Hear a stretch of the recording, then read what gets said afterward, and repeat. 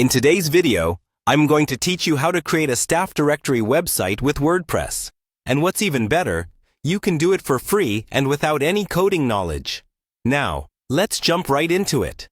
To start this simple and quick process, open up a web browser and head over to wordpress.com. This is where we'll be setting up our staff directory. If you haven't created an account yet, you'll need to do that first. Otherwise, simply click on Log In at the top right corner of the homepage. Enter your credentials and you'll be taken to your WordPress dashboard, the heart of your website management. Once you're in the dashboard, look to the left-hand menu and find Plugins. Click on this option. Plugins are powerful tools that introduce new features to your WordPress site. And thankfully, there are many great free options available. After accessing the Plugins page, you'll see an Add Plugin button located at the top. Click on it. This will open up the WordPress plugin repository where you can search for various plugins that suit your needs. For our purpose today, we are going to look for a plugin that allows us to create a staff list. In the search bar, type in Staff List and hit Enter.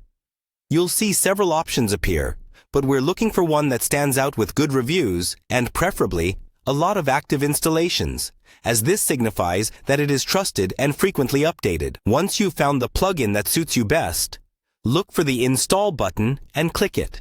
WordPress will take a moment to download the necessary files and set up the plugin for your website.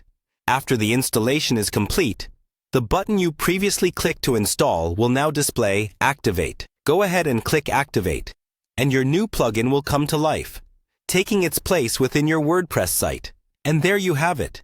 You've successfully added a staff list to your website without any need for coding. From here, you can explore the plugin settings to customize the staff directory to match your brand and website design.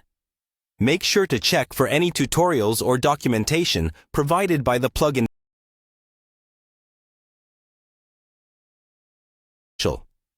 If you encounter any issues or have questions, the support forums on WordPress could be a great resource, with many users ready to help.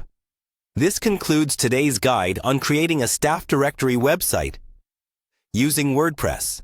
I hope you found this tutorial helpful. Feel free to like and subscribe for more easy-to-follow WordPress tutorials and tips. Thanks for watching, and I'll see you in the next video.